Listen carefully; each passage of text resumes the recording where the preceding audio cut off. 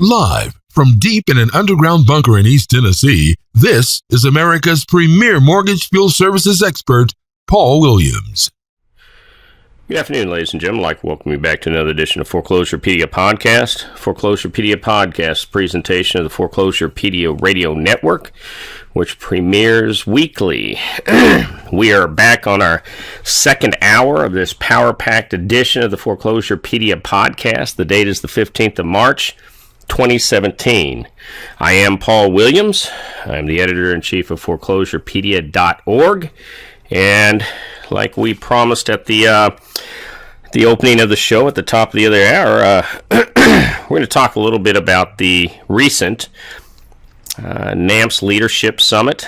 Just happened down in Texas on the 7th and the 8th of March. And I'm going to tell you, folks, these stats that were released, and the title of the document is the 2017 NAMFS Leadership and Open Forum Notes. These are some scary stats. So apparently, according to the document, what I'm reading, they must have polled a bunch of NAMFS members, and through survey and what have you, I guess asked them questions.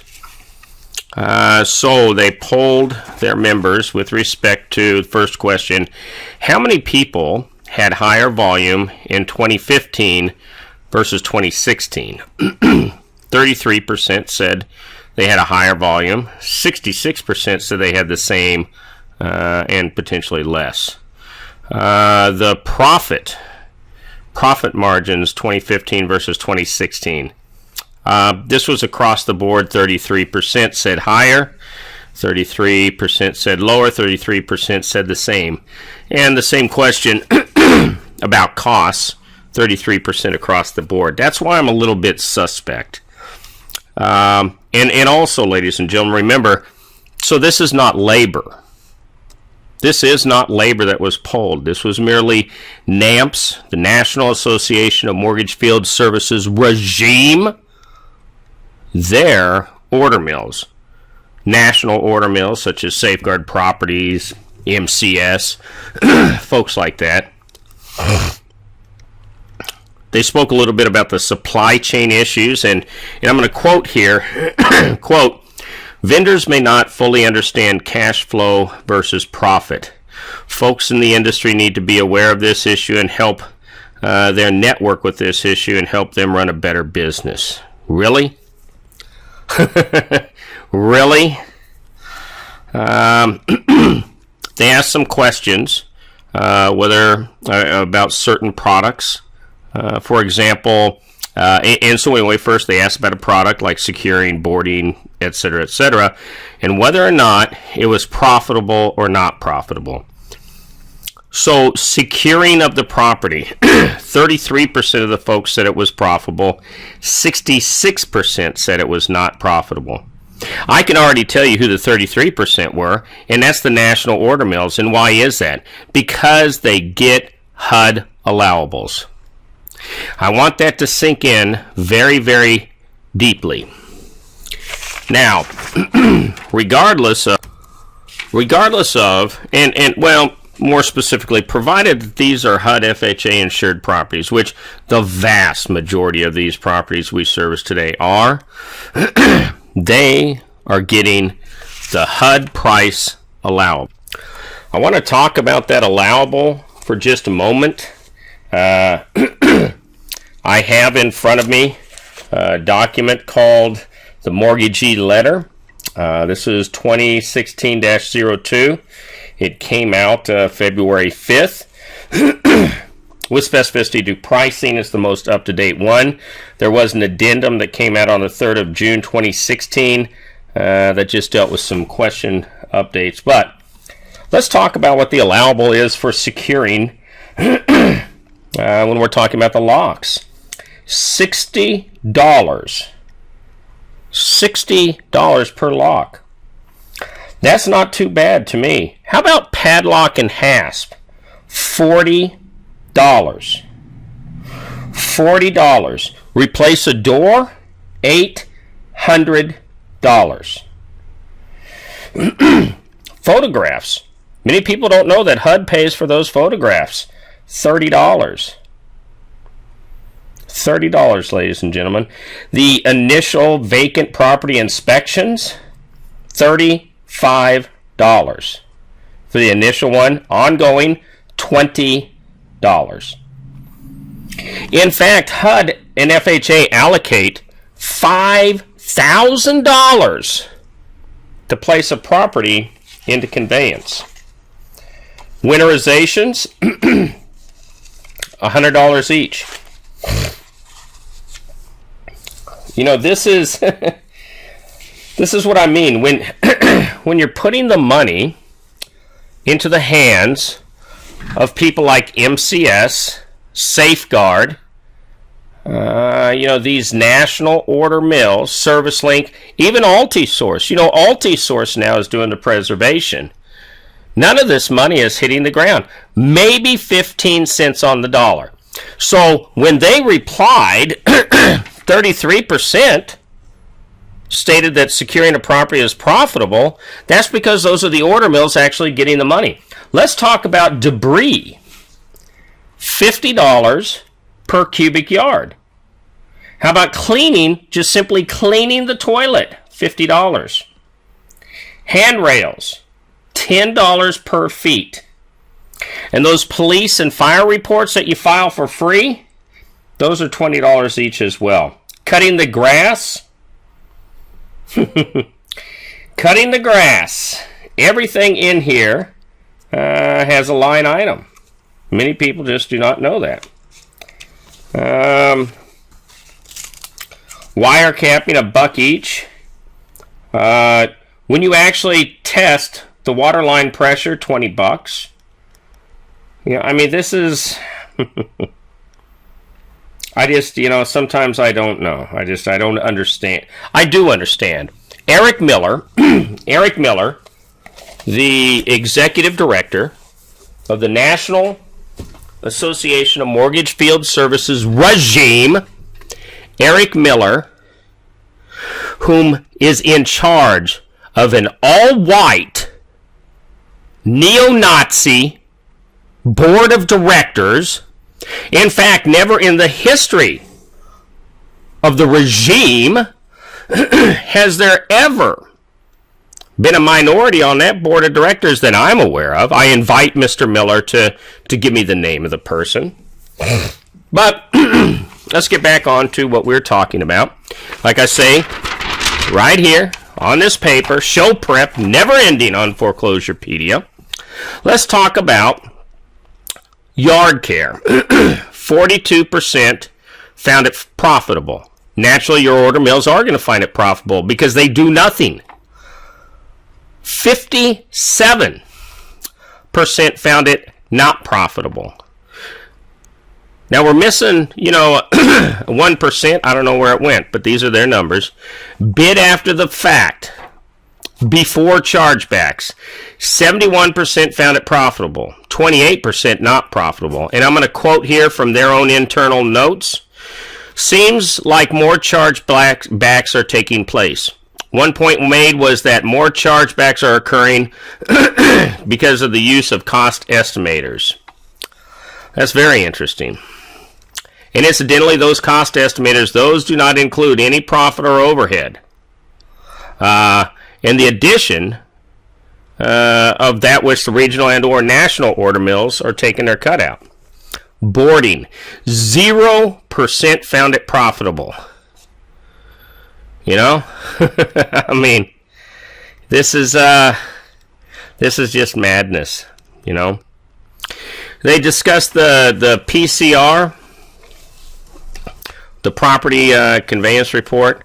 Average, in quote, from NAMFS, average taking 36 minutes in the field, office taking 53 minutes, plus an additional hour for uploading photos.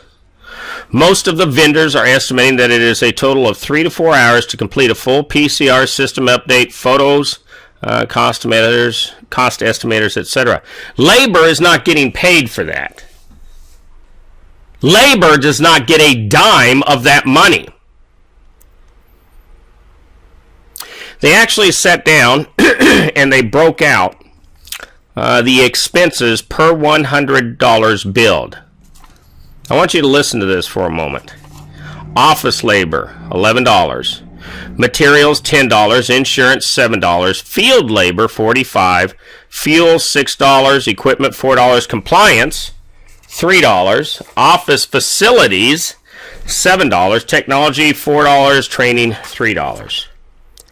There is not a single dollar in there for profit. Not a single dollar. When we're talking about inspections, 38% of the monies that were allocated out per $100 billed, 38% went for fuel, 5% for compliance, 3% for tech, insurance 8%, office labor 25%, office facilities 15%, training 5%.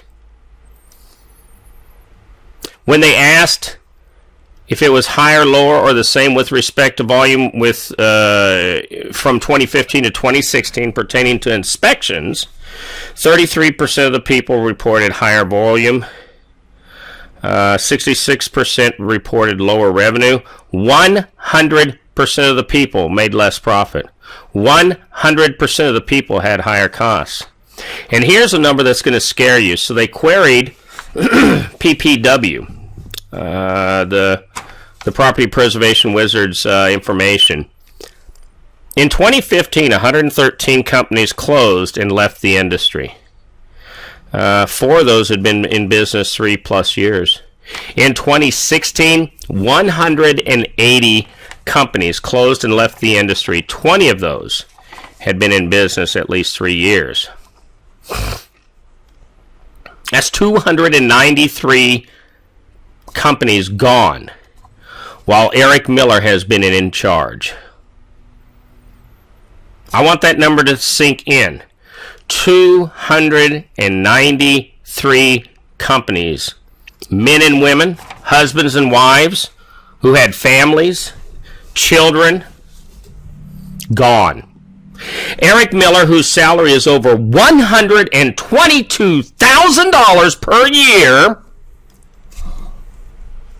per year, his salary consumes over 75% of all member dues. NAMFS, according to their last income tax report, which is found in the IRS 990, it's the form, available free of charge on foreclosurepedia.org. Just go to our download section. For the past 4 years, NAMFS has had losses. Tens of thousands of dollars in losses. As a matter of fact, they only had about $24,000 cash left.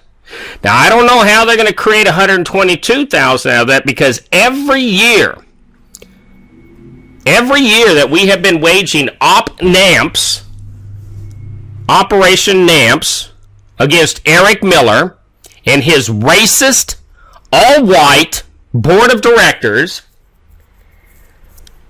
they have reported tens of thousands of dollars in losses from their own projections that they should have been making at their annual conference.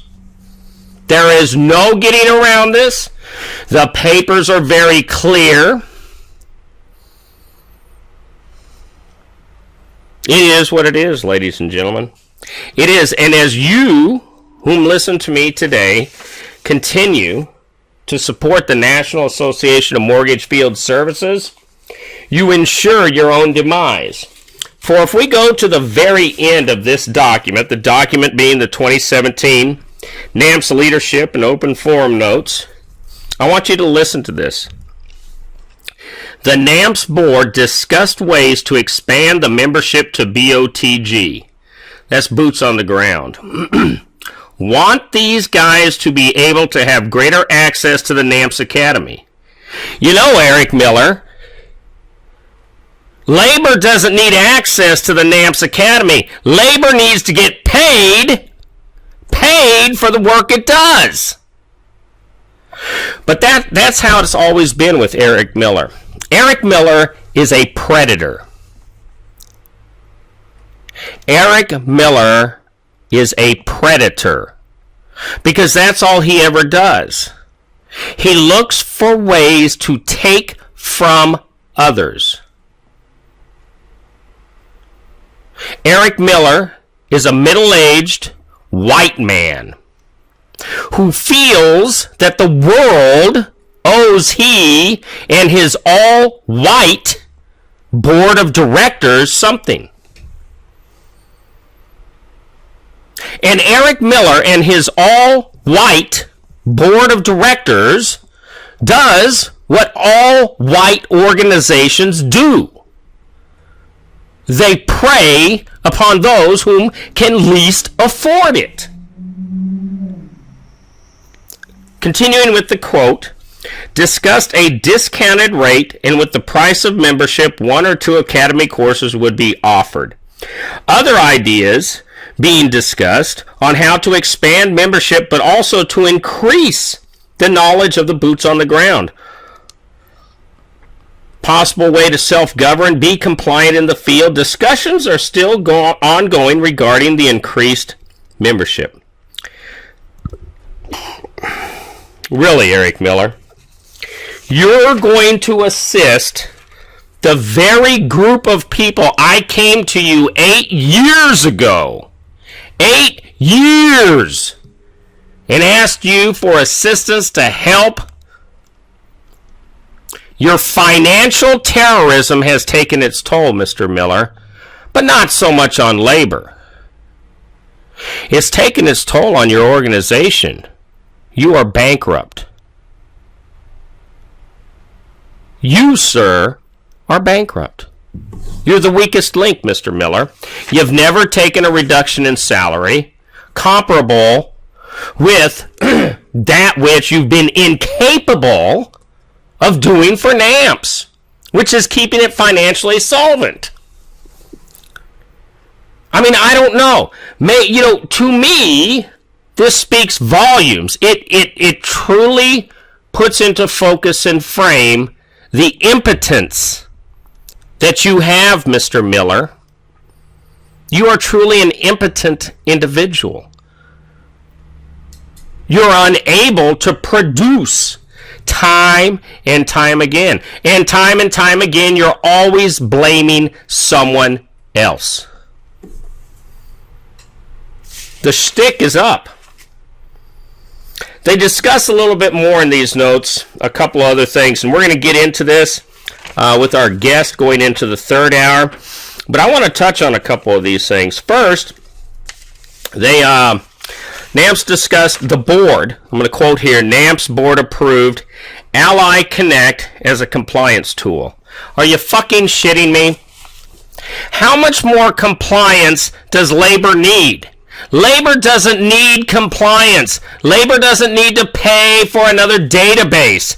Labor does not need management, all white management, telling it how to do things. Because you're either an independent contractor and you know what you're doing, or you're not. And they actually discuss this.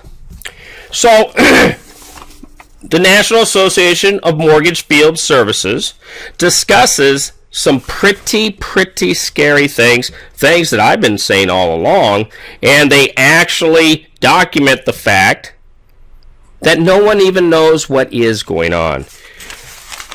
We're going to talk about that here in a minute. We'll be right back after a word from our sponsors. So welcome back, ladies and gentlemen. My name is Paul Williams. I'm the editor-in-chief Foreclosurepedia.org. We're going over the 2017 NAMFS Leadership and Open Forum Notes. I want to read a quote out of this. Feedback from a couple of the attendees was that their boots-on-the-ground vendors asked about what is being used to determine background scoring. I presume that means background check scoring. And the majority of the attendees at the session cannot answer. They indicated they wanted additional detail and were offered information in marketing materials currently published by Aspen. Now that's Aspen Grove Solutions, the foreign national company that takes American data, personally identifiable information on individuals, and traffics in it. Traffics in it, ladies and gentlemen. Going back to the quote, Adam, and I presume that's Adam Miles, cautioned to be careful with the different state requirements and possible violation of labor laws denying work. Isn't this what I've been saying for 3 years? And if no one even knows how this background check system is working, am I the only one who finds that to be a problem? I mean, you hire a foreign national with one of the seediest reputations on earth, coming from a former nation of terrorists, to maintain and to handle the personally identifiable information on American citizens. This is a problem, ladies and gentlemen. Oh, but here's some marketing material. Here, just buy more. It'll be okay. I mean, this sounds like, a crack house. Smoke a little bit more. Don't worry about the bills. It'll be okay. Kinder and gentler. Yes. Yes, well, we know what's going on. And it's well documented now. And by the looks of things, the Trump administration is starting to know what's going on now as well. But I want to get back to Ally Connect. Ally Connect is run by a Bostonian by the name of Steve Salimbus. Quote, the Compliance Working Group. Standard operating procedures required by the regulators need to help create a standard SOP for the industry. Looks like Ally Connect is going to be the company offering a compliance solution. They are offering the system to NAMFS members free for the first year, a reduced fee of $25 for the second year, and then $50 ongoing. Can somebody please help me to understand what law, rule, or regulation states that above and beyond, now I have to have a background check? And we all know, everybody knows, because I interviewed Susan Bunnell, the Senior General Counsel, Senior Vice President at Wells Fargo for Contracts and Technology, and asked, if I am cutting the grass or taking the trash out of these properties, do I need a background check? Miss Bunnell answered, no, absolutely not. Only third-party, service providers, TPSPs, are required to have a background check. But that's fine. We've had that shoved down our throat, and we've accepted that. Now, we have yet another compliance tool. So I go and sign an application, fill it out. I now have to take a background check. Costs me yet more money, about $100 a pop. That same background check that Aspen Grove Solutions provides for the state of Arizona, far more stringent, costs $7. But that's okay. You're going to screw me out of another $80-some. Fine. Now I got to come to this guy named Steve Salimbus and pay him yet more money. More money. My personally identifiable information is in more locations now. And as we've already seen, as NAMFS wrote in their own paperwork, nobody even understands any of this to date. Going into our third hour today, we're going to speak with my guest this evening, and he and his two colleagues are going to talk to us. They're going to sit down and walk us step by step what is wrong with NAMFS from a technological point of view, all of the NAMFS membership, which one of those companies, those websites, is accessible from the internet, where the personally identifiable information is seeping out. Seepage. There's a word for you. I like that. Mr. Miller, you have some seepage going on. My name is Paul Williams. You're listening to the Foreclosurepedia podcast on the Foreclosurepedia Radio Network, which premieres weekly. The time is 18:30 hours Eastern Daylight Time, and we'll be right back after this from a word from our sponsors. So there you have it, ladies and gentlemen. As usual, you may reach me on Google Plus at D. Paul Williams, LinkedIn, Paul Williams, and the LinkedIn group Property Preservation Consortium, Twitter, Foreclosurepedia. We stream all our podcasts on iTunes, Foreclosurepedia. We have our screencasts over on YouTube, the Foreclosurepedia channel, and always at foreclosurepedia.org. We'd like to give a special shout out to Amazon.com, whom provides our S3 podcast and video storage, and Cloudflare for hosting Foreclosurepedia in 24 different geo-positioned servers, pro bono as well. If you have any questions, comments, concerns, feel free to give me a shout out, COO at foreclosurepedia.org.